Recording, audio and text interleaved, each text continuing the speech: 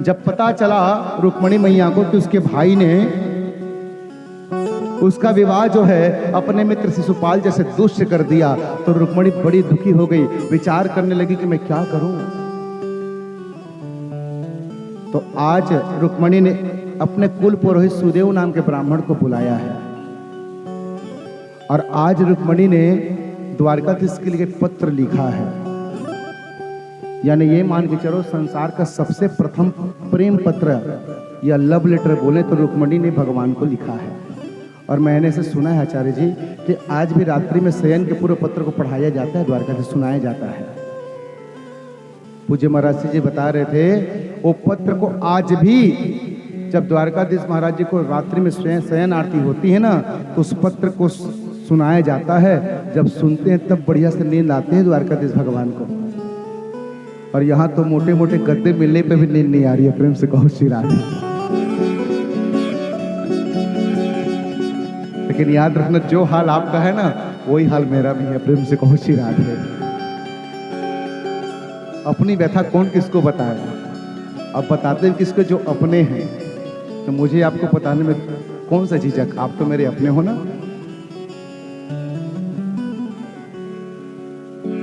तो पत्र लिखा है, सुदेव नाम के ब्राह्मण को बुलाया है और पत्र भेजा है। देखो पहले पत्र भेजा जाता था, आजकल तो पत्र ऑनलाइन जाता है। प्रेम से कहो श्री राधे। जब से मोबाइल आ गया है ना, मुझे लगता है केवल डाकघर में ना एटीएम कार्ड बस पहुंचाने काम होता है, पत्र तो हुआ ही नहीं करता है।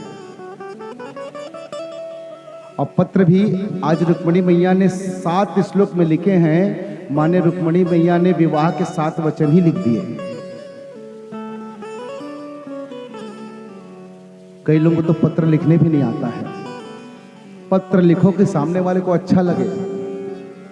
वो कभी कभी मैं सुनाता हूं ना, एक व्यक्ति था महाराज श्री, वो मिलिट्री में था, देश की सेवा में। वो घर आए तो उसका विवाह हुआ और जैसे ही विवाह हुआ कुछ दिनों में इमरजेंसी देश पे पड़ गई कि उसकी छुट्टी रद्द हो गई, कैंसिल हो गई। वो देश रक्षा के लिए जाने लगा तो अपनी पत्नी को बोला कि देख मैं देश की रक्षा पे बॉर्डर पे जा रहा हूं, तू मुझे पत्र लिखना, मुझे अच्छा लगेगा। गांव की भोरी भारी थी, उसने कहा मुझे पत्र लिखने नहीं आता। तो उसने पत्र लिखना बताया, देख तो कागज लेना और ऊपर लिखना कि हे मेरे प्राणनाथ, पति के नाम होते हैं पहले, प्राणनाथ, स्वामी। आज तो सब सिस्टम चेंज हो गया महाराज। आज तो सोनू के पापा, चिंटू के पापा, नहीं तो ए जी और ओ जी। मैंने कल क्लिप में देख रहा था, मैं कथा देखते थे अचानक बीच में आ गया। एक पटना के आज बहुत सुंदर काम कर रहे हैं, पटना के खान सर हैं, आप शायद देखे होंगे मोबाइल पे। यूपीएससी की पढ़ाई में 2.5 लाख खर्चा होता है, उसने कम खर्चे में ही सब बच्चों को फ्री में पढ़ा रहे हैं। वो कल बता रहे थे ये पत्नी लोग ना पति के नाम को एजी और ओजी कहते हैं और लास्ट में सुनोजी भी बोल देते हैं। तो बताते, मैं नहीं कह रहा हूं, मैं सुना हूं। एजी का अर्थ है ए गधा, ओजी का अर्थ है ओ गधा, और लास्ट में एस ओ कर दिया सुन गधा। मुझे हंसी भी आ रही थी और सच बात है भाई, पति को आप स्वामी बोलो ना, या बच्चों के नाम से चिंटू के पापा, पिंटू के पापा बोलते हो ना, ये ठीक है। ए जी, ओ जी, और सुन भी रहते हैं तो भी बोलते हैं कि सुनो जी, तो पति भी कहता हूं हाँ, तू ही बोलते अभी सुन। आज तक तो मैं पूरा भय रही था, तू कह रही तभी सुन रहा हूं। तो आज उस लड़के ने कहा देख ऊपर लिखना प्राणनाथ और अपने मन की बात लिखना, और नीचे लिख देना तुम्हारे चरणों की दासी, नाम लिख देना। लड़का चला गया बॉर्डर पे, पत्नी ने पत्र लिखा, पत्र बॉर्डर में पहुंचा, पत्नी का पत्र पा करके वो पति तो बड़ा खुश हो गया, वाह मेरी पत्नी ने पत्र लिखा है। लेकिन जैसे ही पत्र खोला तो कमाल हो गया, उस पत्नी ने लिख दिया था ऊपर में ए चरणदास, और नीचे लिख दिया तेरे प्राणों की प्यासी। बोले श्री वृंदावन बिहारी लाल की। ऐसा पत्र मत लिखो। आज रुक्मणी मैया ब्राह्मण को भेजी तो ब्राह्मण जब द्वारकाधीश के पास आए हैं ना, तो सुंदर प्रणाम करके द्वारकाधीश ने सुंदर आशा है, आप पत्र पढ़िए और मुझे जवाब दीजिए। भगवान मुस्कुरा कहते कि ब्राह्मण देवता जब आप आ ही गए हो तो आप ही पढ़ के सुनाओ ना, क्योंकि भगवान संकेत कर रहे हैं कि भगवान की कथा को, भगवान के गुणानुवाद को किसी ब्राह्मण के मुख से सुनना चाहिए, किसी संत के मुख से, सच्चे वैष्णव के मुख से सुनना चाहिए, ऐसे वैसे व्यक्ति के मुख से नहीं सुनना चाहिए। क्या भगवान पढ़े लिखे नहीं है? क्या पढ़े लिखे हैं, लेकिन भगवान ज्ञान देने के कह रहे हैं कि ब्राह्मण देवता आप आए तो आप ही सुनाओ ना, आपके मुख से मुझे भी आनंद आएगा। तो आज सुखदेव ब्राह्मण ने उस पत्र को खोला है तो पहले श्लोक में ही सुंदर भाव, रुक्मणी के भाव को सुखदेव ब्राह्मण पढ़ के भगवान को सुनाए हैं। और पहला श्लोक लिखा है कि श्रुत्वा गुणान भुवन सुंदरम शृणुताम ते निवेशयः कर्ण विवेहरतो अंगतापम रूपम दृशाम दृश्यमताम खिलार्तलाभम। श्रुत्वा गुणान भुवन सुंदरम, सुनो हे भुवन सुंदर, संसार से सभी सुंदर से सबसे सुंदर कौन हो? आप हो भुवन सुंदर। और रुक्मणी ने लिखा है कि मैंने आपको देखा नहीं है प्यारे, आपके गुणानुराग को मैंने सुना है,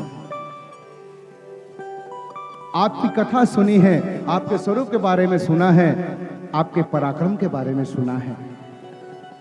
और मैं कोई अभी नहीं सुनी, मैं 3 वर्ष सुनते आ रही हूं। और सुनते सुनते प्यारे आपके प्रति मेरे हृदय में प्रेम भाव जागृत हो गया है और मैंने संकल्प कर लिया है यदि मेरे पति बनेंगे तो हे द्वारकानाथ आप ही मेरे पति बनेंगे। दूसरे श्लोक में उन्होंने लिखा, मैं तो आपको अपना पति बनाना चाहती हूं, लेकिन मेरा भाई रुक्मी मुझे शिशुपाल को देना चाहता है।